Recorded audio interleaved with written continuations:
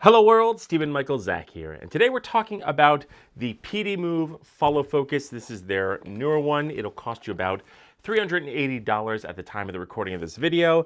Now, I did buy this with my own money, so these are going to be my own brutal and honest opinions as always. So let's take a look at what comes inside the box. My own brutal and honest opinions as always. This is new to me. Now, before we start, I do want to talk about this. I'm not going to do a review so much as I'm going to talk about my experiences with this thing.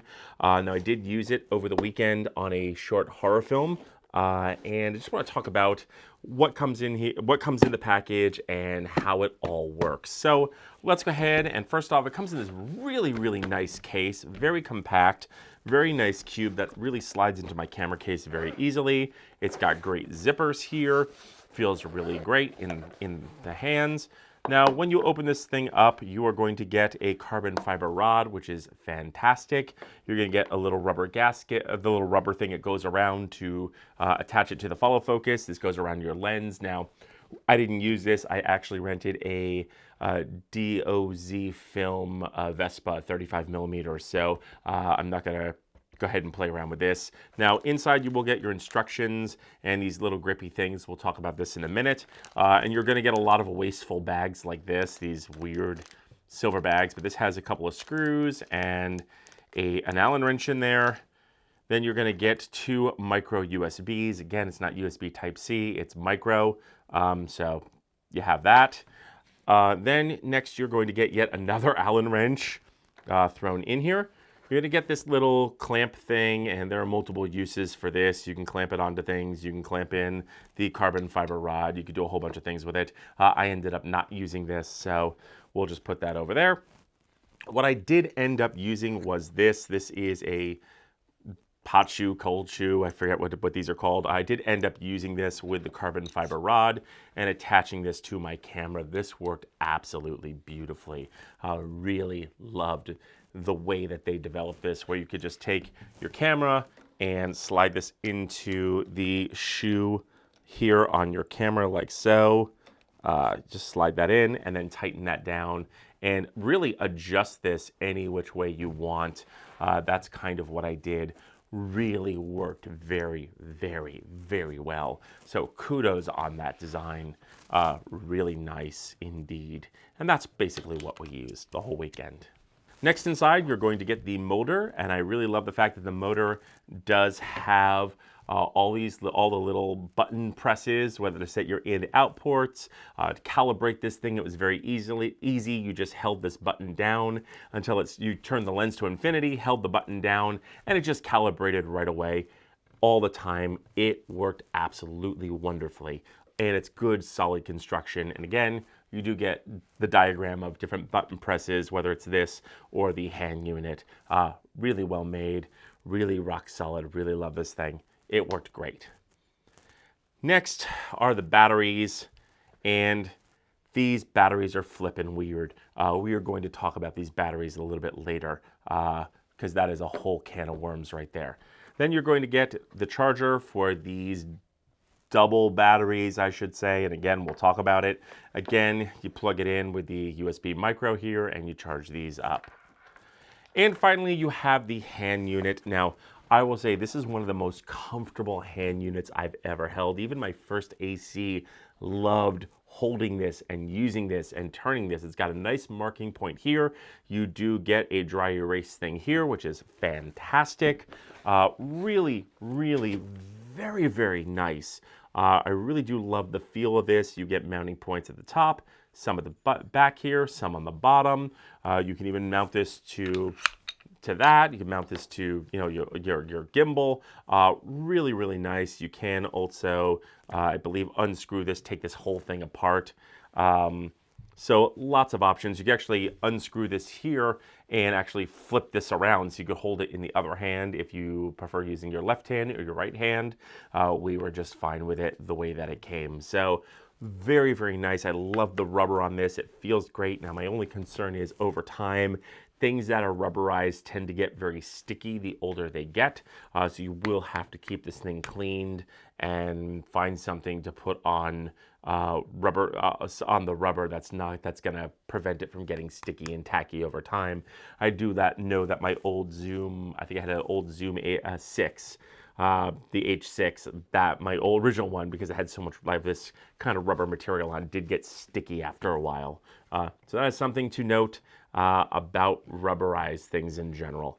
Now, the trick with this thing is not only is it a follow focus, but it does have a little trick, which is you can pull out the center piece here. There's a little screw there, and this becomes a micro thumb follow focus. So you can take your camera, you could screw it on, and you can use your thumb if you have a handle, or if it's just on the top here, you can follow focus. It's like almost like a mini follow focus. Very, very cool, brilliant idea. Now there is not a great amount of throw. It's probably about a turn and a little bit. And the other downside is if you turn it too far, you run the risk of it just coming loose. So that is something that did keep happening to us. Now, the trick of putting this together, this is one of the first cons, and that is you have to line it up with this very, very tiny hole here. And when you keep putting this in, it kept popping open. Now, this is the way you put in the battery. There's the battery in there, which is very bizarre. We'll talk about that. But it kept popping open. It was very hard to keep closed. Sometimes it was very hard to close, but you have to kind of push it down until you're at the hole there, and then you have to spin it forward until it screws itself in, because the idea is that the rubber is going to catch it and push it in. I like to push it until it snaps and then just kind of spin it until it catches. Then you kind of go in here, make sure that's nice and tight. It is, and that's it. Again, not that great a throw, maybe about half a turn. Let's see. Let's go about half a turn, maybe a little bit more than half a turn. Now it did work okay. The one thing I did notice is that it is opening the battery slightly. When it gets locked in, this actually kind of goes down and it gets very sharp to the hand, so just be careful here. That wasn't happening initially, but as it loosened up, that's what was happening as you were screwing it in. It was actually like it was pulling the battery down, but the lid part was up. So another con right there. And this is very nice. It feels great in the hands. It was very nice to use, unlike the Nucleus N, which I had, and I was an early adopter of that. You don't have to be so slight with it. In Nucleus N, I had to be very careful, and I would always overturn. This worked very well, whether it was fast or slow. You get tons of mounting points here on the back, and on the bottom you can reverse it. Like I said before, just spin the wheel and pop this off and reverse it if you want to go lefty or righty. We were fine with it the way it was. And to release it, you just want to spin this until you hear a little pop and it pulls out. But I will say that as this loosens up, this is kind of coming undone. So there is that. Now, let's get to the elephant in the room, and that is the terrible, atrocious battery delivery system of this unit. Every YouTuber is praising this thing, and the one thing that kills it for me is the batteries. Now, first off, to charge the battery that goes into the little thumb focus here, it is this very strange, bizarre, hard to find LIR 2477 3.6 volt. Now, I found a lot of 3 volts, but not a lot of 3.6 volts. You can only get this from like one place. So it is very difficult, and I did not find a charger for this at all. Could not find a charger. The downside is if this dies, the only way to charge it is plugging in the micro USB here and waiting for the battery inside to charge. And that is a terrible, terrible system, because let's say we're on a shoot, this battery is only gonna last you about 4 to 5 hours. That's all we were getting out of it because it was cold and we were using it continuously. It says 8 hours, we got about 5 out of each battery. You're gonna have to sit around and wait for your follow focus to charge. So that is a huge downside that does not come with a charger for these batteries. The second downside is when you push the center here and this pops open, it always feels like it's gonna 1 break. 2, in order to get the battery out, you need to have a tool or an Allen wrench to go into this little thing here and pop it out. That is ridiculous. There should be a way of just opening this and pulling the battery out. So that is a terrible, terrible, terrible, terrible battery delivery system right there. That is the first problem with the battery. The second problem is the obvious fact that they taped two batteries together with a frickin' label. As you can see, I went to buy these batteries. I went to look for these batteries, and I found them by K-Star, but they were separate batteries. And then I looked a little bit closer at this, and as you can see, they just wrapped a label, and they glued these together or just wrapped them very tightly with their label. It's two batteries. Very, very weird. So if you want to get replacements, you're going to have to buy their brand or buy the K-Star and tape them together. So that is very bizarre. Again, the charger is just USB micro, no USB Type-C, so it's a little slow. And let's talk about the next elephant in the room, and that is how the battery goes into the motor.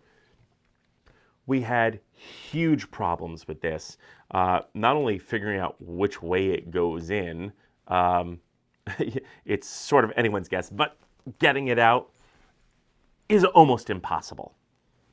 Getting it out is almost very impossible. We had a very hard time. If we slide it in this way, again, as you can see, I'm having a very hard time getting this out. We almost had to grab a pair of pliers to get it out. Awful, just awful. And when it's cold, when it's nighttime, this was a time killer. Now, yes, they do give you these ridiculous stickers, which probably would help me. I did accidentally leave these at home, but they give you kind of these grip stickers to kind of stick onto the battery to help you pull the battery out. But if they have to give you stickers to help you pull the battery out, it is not a good battery. And I'm just going to say that. This annoyed the crap out of me. So there you go. There you have it. I was not a fan of this. Plus, they only give you 3. I would like 4, so I could put 1 on each end. And really just, it doesn't even tell you which way to put the battery in, I guess. I've put it in this way, this way, this way, this way. It all worked. But this was a killer. This only lasted maybe 6 to 7 hours, not the 10 hours that it said it was going to last. So yeah, that was really the worst part of this thing. I really wish they had just put double A's in this thing or something else, because this was atrocious. Even worse than the hard-to-find battery. This I found a little bit easier because I always had, you know, like my little pocket tool with me. But this was just a time killer. So what really kills the PD mover for me is the god-awful batteries. This is yet again another example of a bad wireless follow focus just because of the batteries alone. And what kills me is they're so close. We love the feel of this. We even love the fact that you can pop it in and have your own little thumb drive. That's great. They do give you a nice indicator light. All you have to do is hold this button down and turn your camera to infinity, hold this button down, and man, did this thing calibrate beautifully. So super easy. Feels great. Yes, you don't have a crazy amount of turn, but it was enough for, we rented a Vespa lens, a DOZ film Vespa lens, a 35mm, worked beautifully. There were only a few times where we couldn't quite turn it and get it into focus. We just either recalibrated or we moved the camera and it was fine, or swapped out the lens and it was fine. So very close to a fantastic system. What kills it is, I'm going to say it, the batteries, guys. If you can replace these 2 batteries with something better, you truly do have one of the best follow focus systems I've seen. But until that happens, this is definitely going back to the store. It's just too much of a time killer, especially with this kind of battery. So those are my thoughts, but I want to know yours. So leave your questions and comments in the notes below. Also, don't forget to like, share, and subscribe. And don't forget to bash that bell button to be notified when we drop a brand new video. And feel free to use the links below, as it helps out the channel. I'm Stephen Michael Zach, and this is new to me.